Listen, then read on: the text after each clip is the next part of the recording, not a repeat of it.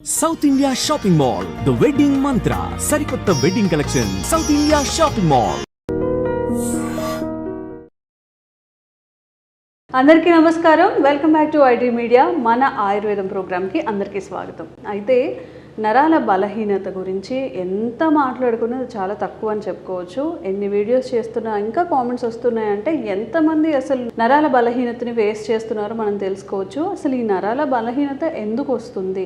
మనం చిన్నప్పుడు చూసినట్లయితే మన అమ్మమ్మో తాతయ్యో వాళ్ళు నడవడానికి కాస్త మనల్ని సపోర్ట్ తీసుకోవడం, లేకపోతే ఒక అడుగులు వేయలేకపోవడం, ఏదన్నా ఇచ్చిన వాళ్ళు పట్టుకొని హోల్డ్ చేయలేకపోవడం ఇలాంటివి జరిగాయి. బట్ ఇప్పుడు చిన్నపిల్లల్లో కూడా ఈ నరాల బలహీనత వస్తుంది. ఓపిక లేకపోవడం, ఏ పని చెప్పినా నేను చేయలేని చెప్పడం, బద్ధకంగా అనిపిస్తుందనో లేకపోతే నా వల్ల కాదు, నాకు చాలా అసలు నీరసంగా ఉందని చెప్తూ ఉంటారు. ఈ ఇష్యూస్ చిన్నవాళ్ళల్లో కూడా ఎందుకు వస్తున్నాయి? ఇవి రాకుండా ఉండాలి అంటే మనం ఎలాంటి జాగ్రత్తలు తీసుకోవాలి ఈరోజు తెలుసుకుందాం. ప్రస్తుతం అంతా ఉన్నారు న్యాచురోపతిక్ డాక్టర్ షాగుప్తా గారు. నమస్తే మ్యామ్, ఎలా ఉన్నారు మ్యామ్? ఎప్పుడో 60స్లో రావాల్సినవి ఎర్లీ 30స్లో 20 ఏజ్ వాళ్ళలో చిన్న చిన్న పిల్లల్లో కూడా చూస్తుంటాం. అరే చూస్తూనే వాడు పడిపోతూ ఉంటాడు, ఎందుకురా ఏవిచ్చినా అట్లా పడేస్తూ ఉంటావు, నీకు హోల్డ్ చేయడానికి అవ్వట్లేదా, పట్టుకోవడానికి అవ్వట్లేదా అని అంటూ ఉంటారు. అసలు నరాల బలహీనత ఎందుకు వస్తుంది? మనం అంత స్ట్రాంగ్గా ఉండాలి అంటే ఏం చేయాలి? సో స్పెషల్లీ ఈ జనరేషన్లో ప్రత్యేకంగా మనము పురాతన కాలంలో చూస్తే నరాల బలహీనత అంటే 60, 70, 70 దాటిన తర్వాత వచ్చేవి. అందులో కూడా చాలా వరకు రేర్ తిమ్మిర్లు ఉండేవి. ఈ మధ్య కాలంలో చిన్నపిల్లని అడిగినా చెయ్యి తిమ్మిరి పట్టేసింది, కాలు తిమ్మిరి పట్టేసింది, లెథార్జిక్గా ఏదైనా పని చేయడానికి కూడా బాడీ అనేది సహకరించదు. ఎందుకంటే ఇప్పుడు నరాల బలహీనత రావడానికి మేజర్ కారణం 3 విటమిన్స్ అని చెప్తానండి. Vitamin B12, B complex vitamins తగ్గిపోయాయా, నౌత్ స్ట్రెంథింగ్ ఉండదు. డి విటమిన్ చాలా ఇంపార్టెంట్. డి విటమిన్ మనకు మెయిన్ ఇంపార్టెంట్ కాల్షియం ఒకటి, డి విటమిన్ ఒకటి, అండ్ స్పెషల్లీ B12 ఒకటి, అండ్ ఇంకా కొద్దిగా మనం చూస్తే ఐరన్ డెఫిషియన్సీ. ఈ 4 డెఫిషియన్సీస్లో మన బాడీలో ఎప్పుడైతే తక్కువ అయిపోతాయో డెఫినెట్గా మనకి వయసుతో సంబంధం లేకుండా ప్రతి ఒక్కరికి ఇప్పుడు 20 to 30 ఇయర్స్ వాళ్ళని తీసుకుంటే సయాటికా పెయిన్, బ్యాక్ పెయిన్, మోకాలు నొప్పులు, సర్వైకల్ స్పాండిలైటిస్ ఒకటి కాదు, మ్యాక్సిమం లిస్ట్ తీస్తే రాస్తుంటే చెప్తూనే ఉంటారు నొప్పులు. అలా అయిపోయాయి. ఎందుకు అంటే మనం తీసుకుంటున్నాం. ఇప్పుడు మనం ఏదైతే మనం మునక్కాయల గురించి మాట్లాడుతున్నాం. మునక్కాడలో సుప్రీం వెజిటబుల్ ఇది యాక్చువల్లీ. మునక్కాడలు కానీ, మునగాకు కానీ, మునక్కాయ లోపల మనం మునక్కాడిని కోస్తే లోపల విత్తనం ఉంటుంది చూడండి, ఆ విత్తనం కూడా బ్లడ్ని ప్యూరిఫై చేసి నర్వ్స్కి స్ట్రెంథనింగ్ యూజ్ చేస్తాం. అంత సుప్రీం ట్రీ కింద కన్వర్ట్ మనం మాట్లాడతాం దీన్ని. సో ఇదంతా తీసుకుంటున్నాం, కానీ అయినా డెఫిషియన్సీ ఎందుకు వస్తుంది? చాలా మంది అంటుంటారు, మనం మునగాకు గురించి మాట్లాడతాం, మాకు అందరికి తెలుసు మేడం మేము వాడుతున్నాం కానీ మాకు తగ్గట్లేదు అంటుంటారు. సో ఎందుకు తగ్గట్లేదు అని చూస్తే తింటున్న న్యూట్రిషన్ కంటే జంక్ ఫుడ్ ఎక్కువ అయిపోతే ఎక్కడ మనకి బ్యాలెన్స్ చేయగలుగుతాం? ఇప్పుడు మనం మంచి ఫుడ్ తీసుకున్నాము, స్టమక్ లో ఉంది, దానికి సమానంగా కూడా ఇంకా కొద్ది మంచి ఫుడ్ యాడ్ చేస్తే రెండు కలిసి న్యూట్రిషన్ కింద కన్వర్ట్ అయ్యి బాడీ యూటిలైజ్ చేసుకుంటుంది. మధ్యాహ్నం చక్కగా మునగాకు పప్పు తినేసి ఈవినింగ్ మంచూరియాలు అవి తింటూ ఉంటారు, బెనిఫిట్ ఉండదు. నేను అదే అంటున్నా. సో మ్యాక్సిమం ఫుడ్ లో ఇలాంటి ఇర్రెగ్యులర్ ఫుడ్ హ్యాబిట్స్ ఒకటి. Next physical activity. నేను అంటాను బ్రహ్మాండంగా నరాల బలహీనతకి ఫుడ్ మనకు అవసరం లేదు, మనం తినే ఫుడ్ సరిపోద్ది. ఆ తిన్న ఫుడ్ డైజెషన్ చేసి అది బ్లడ్ కింద కన్వర్ట్ అయ్యి, ఆ బ్లడ్ అనేది న్యూట్రిషన్ కింద కన్వర్ట్ అయ్యి, ఆ న్యూట్రిషన్ ప్రాపర్గా మనకి నర్వ్స్కి స్ట్రెంథనింగ్గా మారితే మనకి ఈ ప్రాబ్లమ్స్ ఉండవు కదా. అదంతా ప్రాసెస్ జరగాలంటే ఫిజికల్ యాక్టివిటీ ఉండాలి. యోగా బెస్ట్ అండి. నేను ఏమంటానంటే ఒక మనిషికి ఏ సమస్య రావడానికి కూడా మెయిన్ కారణం ఫిజికల్ యాక్టివిటీ లేకపోవడం వల్ల. ఒక మనిషికి మొబిలిటీ ఉంటే కరెక్ట్ టైంకి ఆకలిస్తుంది. ఇప్పుడు ఇది జనరేషన్లో ఆకలి అంటే తెలియదు. ఆకలి అని కాదు, టైం వెయ్యకుండానే టైం అయిపోతుంది, తినేయాలి.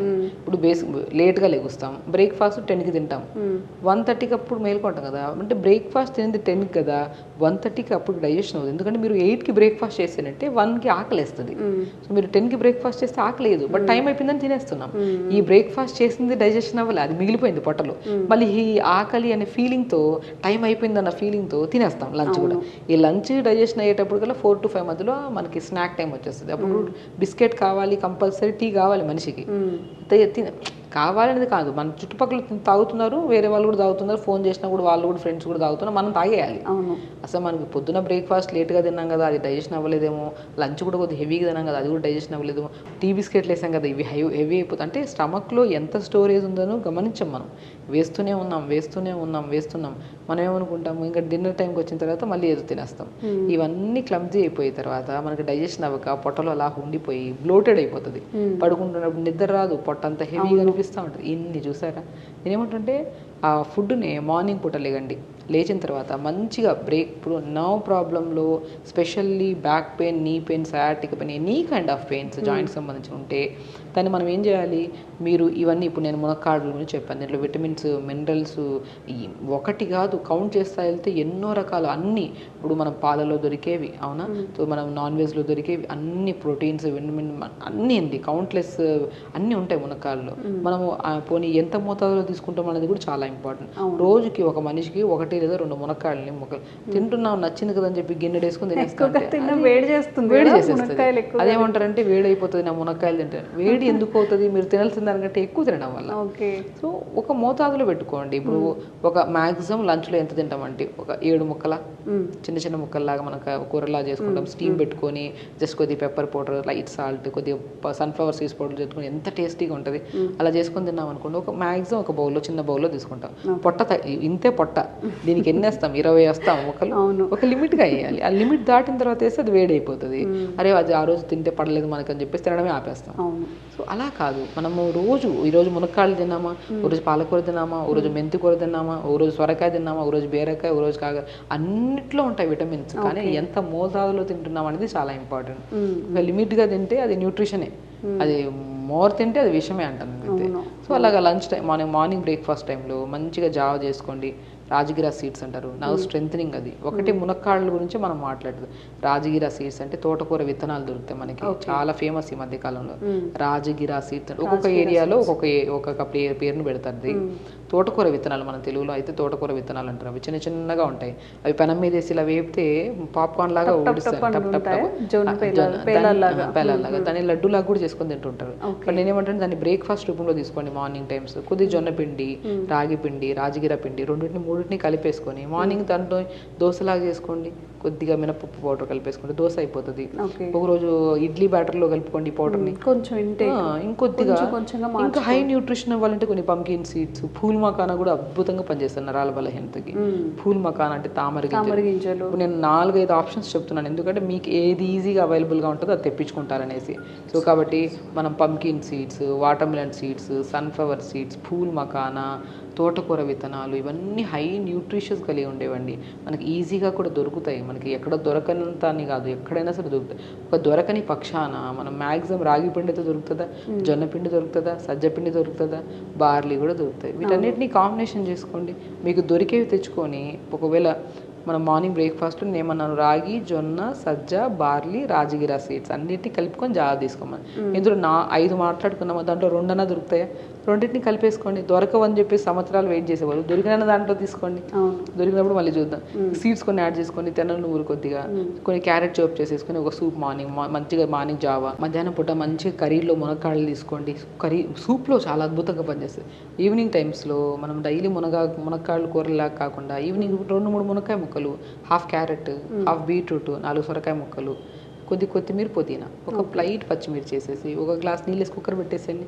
ఒక విజిల్తో ఇంత దింపితే స్మాష్ చేసేసి తీసుకొని సూప్ చేసుకోండి. లైట్గా లెమన్ కలుపు, ఎంత అద్భుతంగా ఉంటుందంటే మనకి క్రేవింగ్స్ ఉంటాయి చూడండి. ఒకటి చూసినండి అక్కడ లడ్డు ఏదో సంథింగ్ తినాలి ఆ క్రేవింగ్స్ ని కూడా కంట్రోల్ చేస్తుంది ఈ సూప్.